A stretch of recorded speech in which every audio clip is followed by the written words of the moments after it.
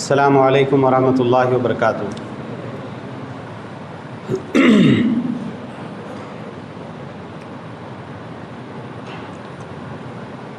ان الحمد للہ نحمده ونستعینه ونستغفره ونعوذ باللہ من شرور انفسنا ومن سیئات اعمالنا من يهده الله فلا مضل له ومن يضلل فلا هادي له واشهد ان لا اله الا الله وحده لا شريك له واشهد ان محمدا عبده ورسوله اما بعد فان خير الحديث كتاب الله وخير الهدي هدي محمد صلى الله عليه وعلى اله وسلم وشر الامور محدثاتها وكل محدثة بدعة وكل بدعة ضلالة وكل ضلالة في النار۔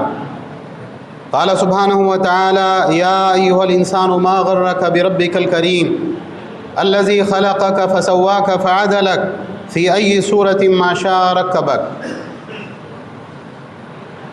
محترم حضرات اور انتہائی قابل احترام پردہ نشین ماؤں اور بہنوں، ہر طرح کی تعریف و توصیف، حمد و ثنا، بڑائی، کبریائی اللہ رب العالمین احکم الحاکمین کے لیے لائق و زیبا ہے، جو سارے جہانوں کا بنانے والا اور پالنے والا ہے، بے حد مہربان، نہایت رحم کرنے والا ہے، روز جزا کا مالک ہے، ہر طرح کا نفع، نقصان، عزت، ذلت تن تنہا اسی کے ہاتھ میں ہے۔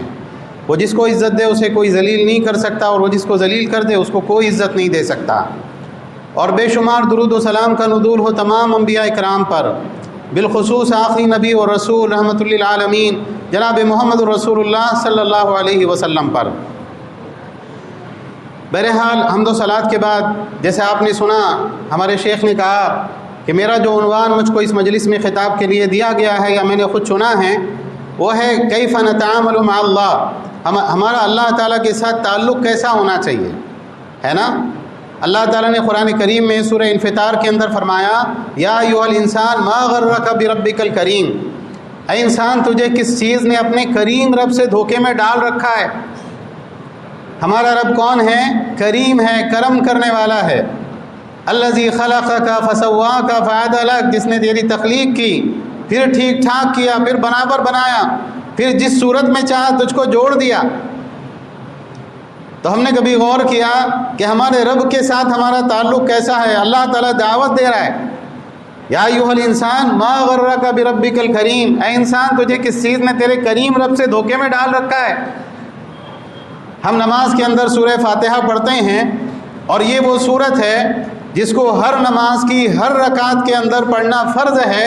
جو انسان نماز کے اندر سورہ فاتحہ نہیں پڑھتا اس کی نماز نہیں ہوتی۔ انسان اکیلا ہو، انسان امام کے پیچھے ہو، خود امام ہو، اور فرض نماز ہو، نفل نماز ہو، نماز جنازہ ہو، ہر نماز کی ہر رکعت کے اندر سورہ فاتحہ کا پڑھنا فرض ہے۔ اس سورت مبارکہ کے اندر ہم پڑھتے ہیں الحمدللہ رب العالمین الرحمن الرحیم مالک یوم الدین۔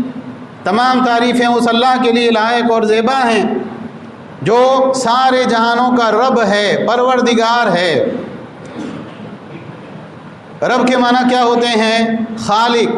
اللہ سبحانہ و تعالیٰ تنہا اس ساری کائنات کا خالق ہے۔ اس کائنات کی تخلیق میں اللہ کے ساتھ کوئی شریک نہیں ہے، اللہ ہی نے ہر کسی چیز کو بنایا۔ مالک، تمام دنیا کے اندر جو مال و متاع اسباب ہیں، زمین و آسمان ہے، جنت اور جہنم ہے، دنیا اور آخرت ہے، انسان اور جنات ہیں، فرشتے ہیں، ان سب کا مالک کون ہے؟ اللہ رب العالمین ہے۔ اور مدبر الامور ہے۔ مدبر الامور کے کیا معنی ہے؟ ایسا نہیں ہے کہ اللہ تعالیٰ نے کائنات کو بنایا اور بنا کے ہمارے حوالے کر دیا۔ اب بتائیے، اگر اللہ تعالیٰ کائنات کو بنا کے اس کا نظام ہمارے حوالے کر دیتے، ٹھیک ہے جاؤ تم چلا لو، اب بتائیے ہم کیا کرتے؟ اللہ رب العالمین ہے جو اس ساری کائنات کے سسٹم کو چلا رہا ہے۔ سورج کا اپنے وقت پہ نکلنا، اپنے وقت پہ ڈوبنا، چاند کا اپنے وقت کے اوپر طلوع ہونا، بارشوں کا برسنا، زمین سے پھل پھول اور غلے کا اگنا، اور انسان کی ضرورت کی ہر وہ چیز جو اس کو چاہیے کون دیتا ہے؟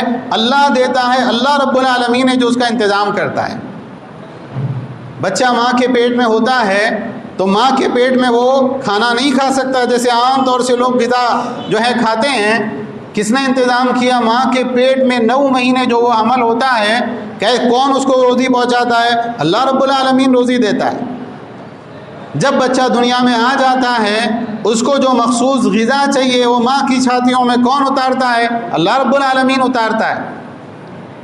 انسان کے بچپن سے لے کر اس کی جوانی، اس کا بڑھاپا، ہر موڑ پر اس کو کیا چاہیے، کیا چیز اس کو مطلوب ہے، کیا چیز اس کی ضرورت ہے، اور صرف انسان ہی نہیں بلکہ ہر وہ مخلوق جو اللہ تعالیٰ نے بنائی ہے ان کی اپنی غذا اور ان کے اپنے ماحول کے اعتبار سے جو چیز چاہیے کون دیتا ہے؟ ان کو اللہ رب العالمین دیتا ہے۔ تو انسان جو ہے اللہ کے بنانے سے بنا، اللہ تعالیٰ ہی اس کا مالک ہے، اللہ رب العالمین ہی اس کی ساری ضروریات کا پورا کرنے والا ہے۔ تو انسان ایک مرتبہ غور کرے کہ بھئی اللہ رب العالمین کے ساتھ میں میرا تعلق کیسا ہے؟ کیا میں اپنے رب کو یاد کرتا ہوں؟ کیا میں اپنے رب کی فرما برداری کرتا ہوں؟ کیا میں اپنے رب سے دعائیں مانگتا ہوں؟ ہر چیز مانگنا کس سے چاہیے؟ اللہ تعالیٰ سے مانگنا چاہیے۔ ایک لمبی حدیث ہے صحیح مسلم میں،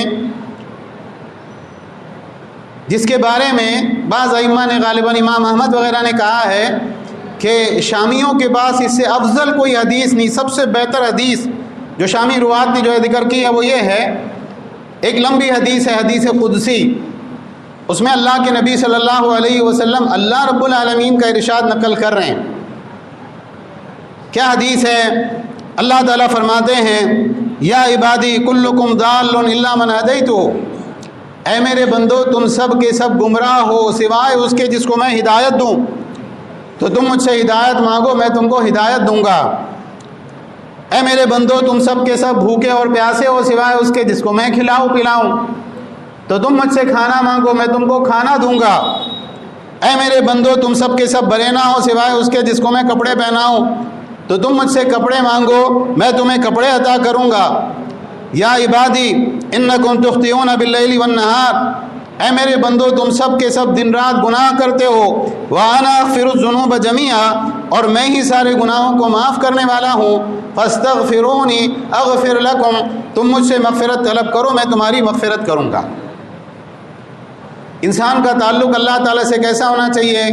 یا ایھا الناس انتم الفقراء الی اللہ واللہ هو الغنی الحمید، اے لوگو تم سب کے سب اللہ کے بھکاری ہو، اللہ تعالیٰ کے منگتے ہو، اور اللہ تعالیٰ بے نیاز ہے اور قابل تعریف ہے۔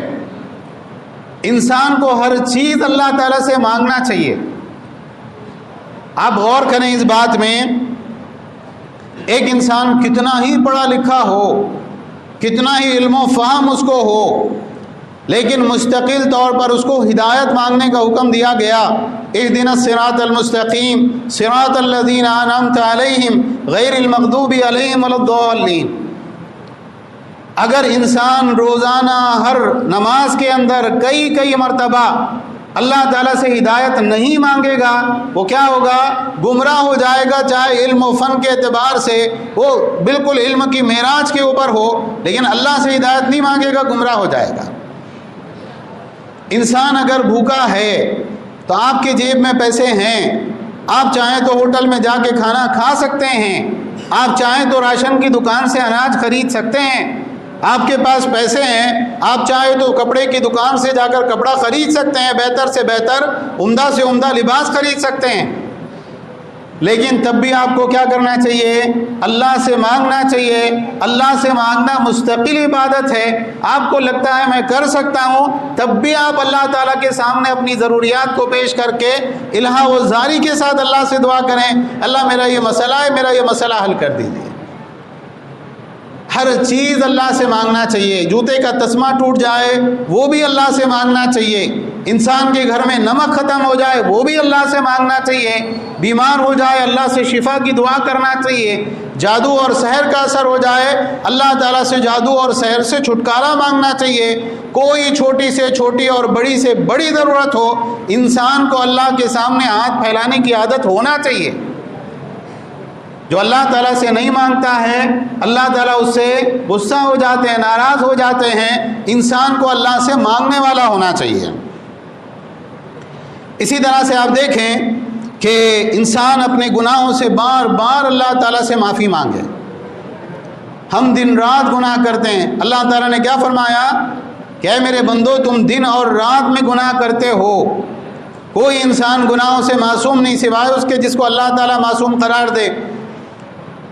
ہر انسان گناہگار ہے، لیکن بہترین گناہگار وہ ہے جو اللہ رب العالمین کی بارگاہ میں بار بار توبہ کرنے والا ہو۔ انسان پلٹے، اللہ سے اپنے گناہوں سے معافی مانگے، اللہ کے سامنے روئے، اللہ کے سامنے شرمندہ ہو، یہ انسان کے لیے بڑے شرف اور فخر کی بات ہے۔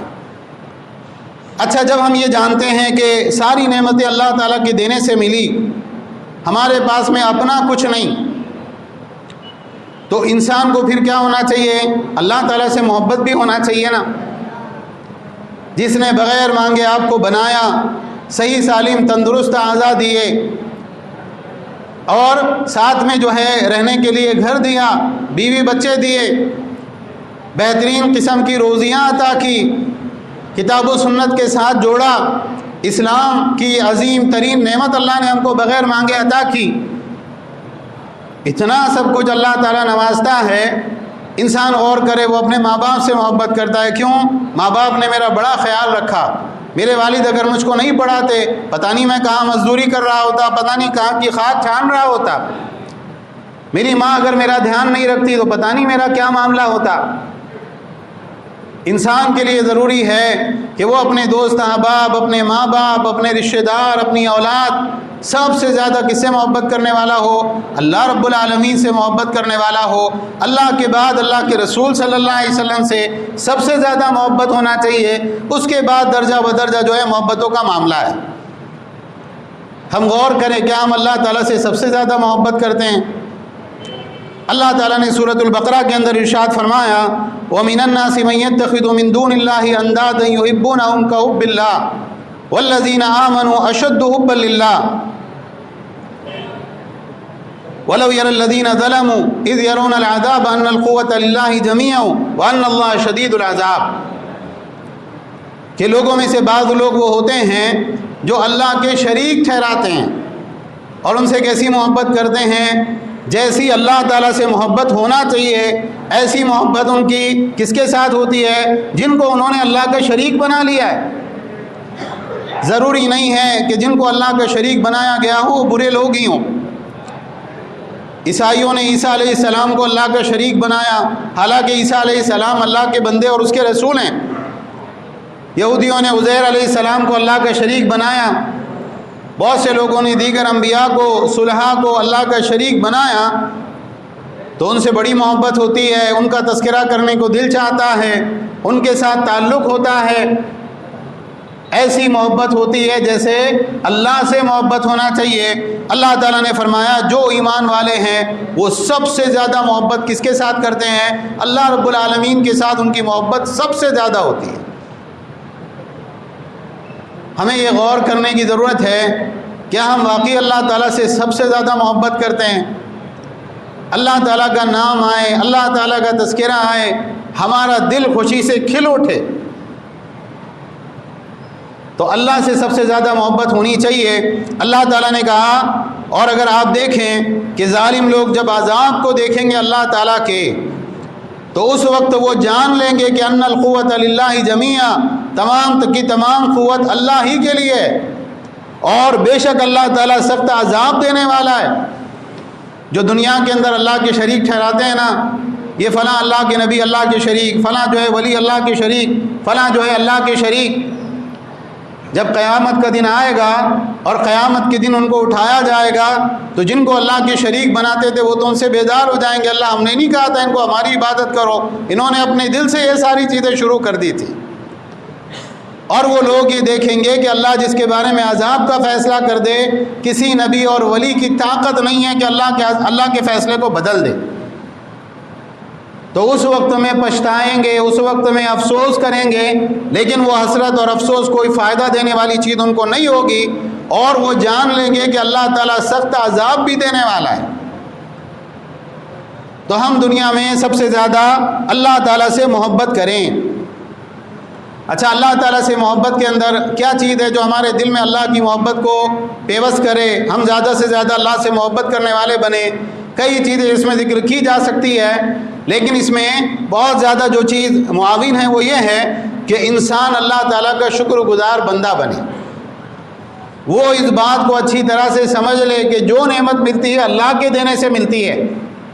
اللہ کے نبی صلی اللہ علیہ وسلم نے فرمایا کہ اللہ تعالیٰ اس بندے سے بہت راضی ہو جاتا ہے کہ جو ایک لقمہ کھائے تو اللہ کی تعریف کرے اور پانی کا ایک گھونٹ پیے تو اللہ کی تعریف کرے۔ ہمارا مزاج کیسا ہونا چاہیے؟ جو نعمت ہم کو ملے اللہ تیرا شکر ہے آپ نے دیا، ورنہ میری طاقت نہیں تھی کہ میں یہ نعمت کو حاصل کر سکتا۔ پانی کا گھونٹ پیے تو دل سے الحمدللہ کہے، صرف زبان سے نہیں۔ کھانے کا ایک لقمہ چبائے تو دل سے الحمدللہ کہے، صرف زبان سے نہیں۔ بعض مرتبہ انسان امراض کے اندر مبتلا ہو جاتا ہے، اللہ نے دنیا کی نعمتوں سے اس کو نواز رکھا ہوتا ہے، کھانے کا ایک لقمہ نہیں کھا سکتا، پانی کا ایک گھونٹ نہیں پی سکتا ہے۔ کھانا کھا لے تو وہ کھانا ہضم ہو کر نکلنے کے لیے جو ہے اس کے دسیوں مسائل اس کے ساتھ میں ہوتے ہیں۔ اللہ کا کتنا بڑا احسان ہے کہ کھا بھی رہے ہیں، پی بھی رہے ہیں اور ہمارا جسم اس کو ہضم بھی کر رہا ہے۔ انسان جب کھانا کھانے کے لیے بیٹھے بسم اللہ کہہ کر کھانا شروع کرے اور جب کھانا ختم کرے تو ہم کو کون سی دعا سکھائی گئی؟ الحمدللہ الذی اطعمنی ھذا ورزقنی من غیر حول منی ولا قوت۔ تمام تعریفیں اس اللہ کے لیے جس نے یہ کھانا مجھ کو کھلایا اور مجھ کو رزق دیا بغیر میری کسی طاقت اور قوت کی، میرے اندر نہیں تھی۔ جب انسان کپڑے پہنے تو کیا کہے؟ الحمدللہ الذی کسانی ھذا الثوب ورزقنی من غیر حول منی ولا قوت۔ جب سونے جائے تو اللہم بسمک اموت واحیا کے ساتھ سوئے، جب سو کر بیدار ہو تو فوراً اٹھ کر کیا کہے؟ الحمدللہ الذی احیانا بعد ما اماتنا والیہ النشور۔ تمام تعریفیں اس اللہ کے لیے ہے جس نے مجھ کو مرنے کے بعد زندہ کیا اور اسی کی طرف دوبارہ اٹھایا جانا ہے۔ تو ہر موقع پر حمد سکھائی گئی، یہ اللہ ہے جو کر رہا ہے، یہ اللہ ہے جس نے تمہارے سامنے یہ جو کھانے کا برتن ہے نا، کس نے دیا؟ اللہ نے دیا۔ یہ جو لباس تم پہن رہے ہو نا، یہ اچھا سا لباس کس نے تم کو دیا؟ اللہ نے دیا۔ سلایا تو اللہ نے سلایا، سونے کے بعد میں تم کو نیند سے بیدار کیا تو اس میں کس کا ہاتھ ہے؟ اللہ ہے جس نے تم کو جگایا ہے۔ جب ہر نعمت کو انسان اللہ تعالیٰ کی طرف منسوب کرتا ہے نا، اس کا دل اللہ کی محبت سے بھر جاتا ہے۔ میرا اللہ کیسا رحیم ہے، کیسا مہربان ہے، ہر چیز اللہ نے مجھ کو دے رکھی ہے۔ تو شکر گزاری کا مزاج آئے گا تو اس کے بعد میں دل میں اللہ کی محبت کا چشمہ پھوٹے گا۔ انسان زبان سے نہ کہے، اپنے دل کے ساتھ الحمدللہ کہے، دیکھیے اس کے دل کے اندر اللہ کی محبت کیسے ٹھاٹے مارتی ہے۔ اور جو انسان اللہ تعالیٰ سے محبت کرتا ہے پھر اس کے بعد اس کو نماز پڑھنے میں مزہ آتا ہے۔ جو انسان اللہ سے محبت کرتا ہے اس کو قرآن کی تلاوت سننے میں اور قرآن کی تلاوت کرنے میں مزہ آتا ہے، میرے رب کا کلام ہے۔ جو انسان اللہ سے محبت کرتا ہے اس کو اللہ کے ذکر میں مزہ آتا ہے، وہ سبحان اللہ، الحمدللہ، لا الہ الا اللہ، اللہ اکبر اس کی زبان پہ جاری ہوتا ہے۔ کیوں؟ اس کے دل میں اللہ کی محبت ہے۔ اور یہ بات یاد رکھیے کہ اگر کسی انسان کو اللہ تعالیٰ کی محبت ویسی حاصل نہیں ہے جیسی ہونا چاہیے تو اس کو اللہ سے دعا کرنا چاہیے۔ جیسے مسنون دعاؤں کے اندر ہے کہ اللہ میں آپ سے محبت کا سوال کرتا ہوں، اور ساتھ میں ان اعمال کا اہتمام کرنا چاہیے، نماز کا، قرآن کی تلاوت کا، اللہ کے ذکر کا۔ اس لیے کہ یہ بات سمجھ لیجئے کہ ہم جس سے قریب ہوتے ہیں ہم کو اس کا ذکر کرنے میں مزہ آتا ہے نا۔ ہم دل سے کسی کے قریب ہوں تو ہم چاہتے ہیں کہ اس کا تذکرہ بار بار کیا جائے، اور یہ بھی حقیقت ہے کہ ہم جس کا تذکرہ کرتے ہیں، جس کا نام بار بار لیتے ہیں، جس سے قریب ہوتے ہیں تو پھر ہم اس کی محبت کے اندر مبتلا ہو جاتے ہیں۔ تو آپ جتنا زیادہ اللہ تعالیٰ کا ذکر کریں گے، نماز کا اہتمام کریں گے، قرآن کی تلاوت کریں گے، ہے نا، اللہ کے اسماء و صفات کو یاد کریں گے، اللہ کے ناموں کو یاد کریں گے، اللہ سے دعا کریں گے، اللہ کی محبت آپ کے دلوں کے اندر جو ہے پیوست ہو جائے گی۔ اچھا، اللہ تعالیٰ کی محبت کے ساتھ ایک اہم چیز جو ہمارے اندر ہونا چاہیے وہ کیا ہے؟ اللہ کا خوف ہمارے اندر ہو، ہم اللہ سے ڈریں۔ اللہ تعالیٰ کا ڈر مستقل عبادت ہے۔ انسان کوئی غلط کام کرے نہ کرے، حالانکہ ہم سے دسیوں کوتاہیاں، دسیوں گناہ، دسیوں غلط کام ہم سے ہو جاتے ہیں، لیکن اگر ایک انسان کے بارے میں بالفرض یہ تسلیم کر لیا جائے کہ یہ کچھ غلط نہیں کرتا، ہمیشہ اللہ کی عبادت کرتا ہے، ہمیشہ نماز میں، قرآن کی تلاوت میں، اللہ کے ذکر میں رہتا ہے، تب بھی اس کے لیے ڈرنا ضروری ہے کہ نہیں ہے؟ بلا شبہ اس کے لیے ڈرنا ضروری ہے، اس لیے کہ اللہ کا خوف اور اللہ کی خشیت مستقل عبادت ہے۔ بھائی احباب سے گزارش ہے کہ وہ تھوڑا آگے ہو جائیں، قریب قریب ہو کر بیٹھیں تاکہ پیچھے آنے والوں کو بھی جگہ مل سکے۔ آ جائیں، قریب آ جائیں، درمیان میں خالی جگہ کو پر کر لیں۔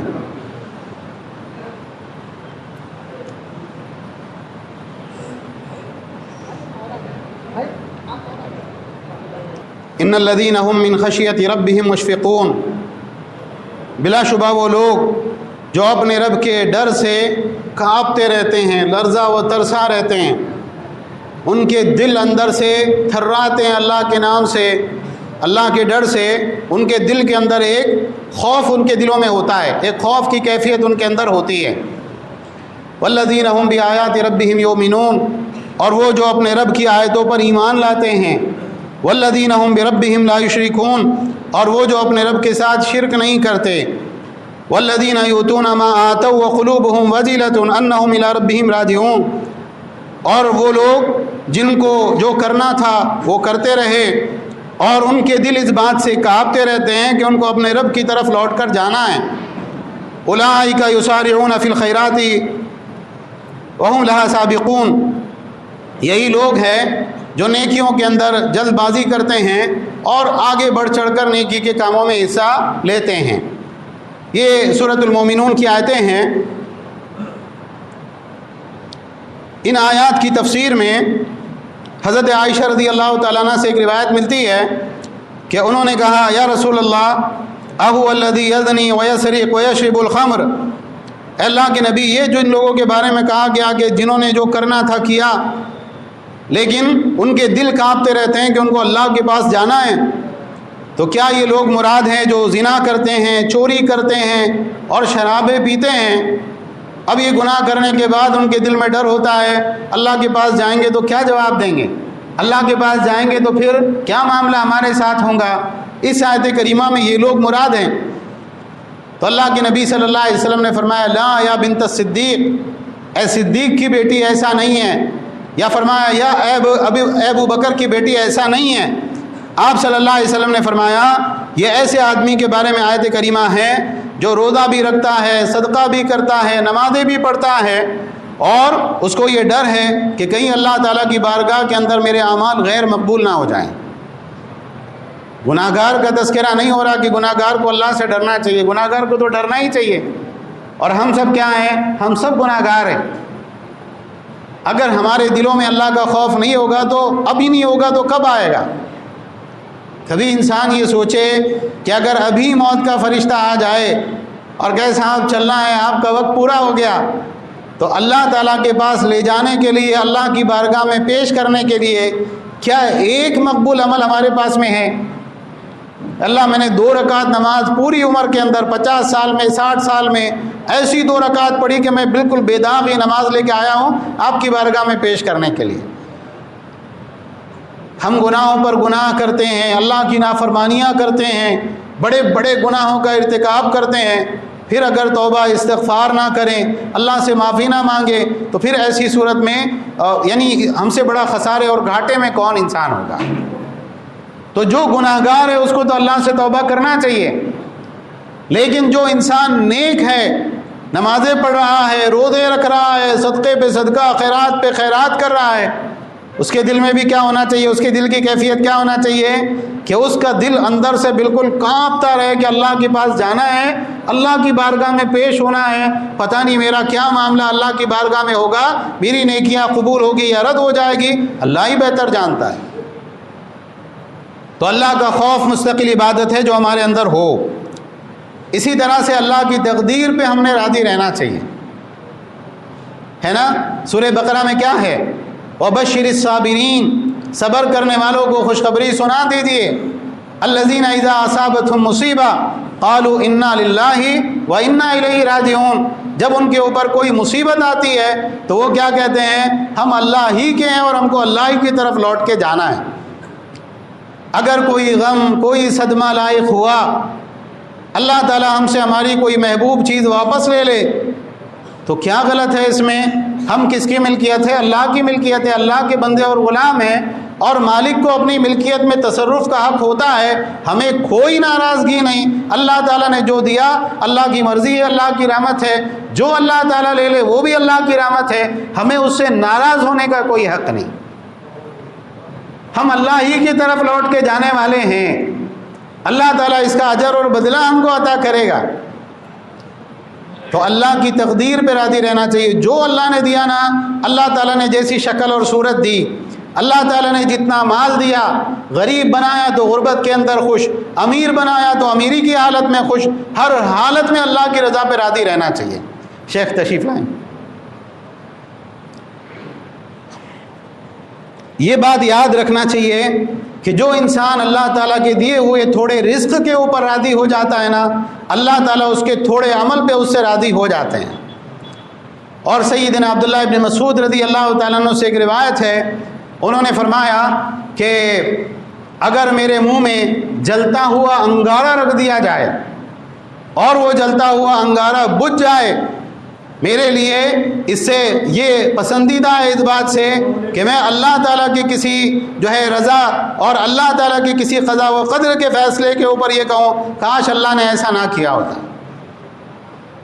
ایک مومن کا یہ معاملہ ہونا چاہیے کہ وہ اللہ تعالیٰ سے ہر حال میں راضی ہو۔ ہم صحابہ کی زندگیوں کے بارے میں دیکھیں، اللہ کے نبی صلی اللہ علیہ وسلم کا معاملہ دیکھیں۔ ابراہیم میں دودھ پیتے بچے ہیں، انتقال ہو گیا تو اللہ کے نبی صلی اللہ علیہ وسلم نے کیا فرمایا؟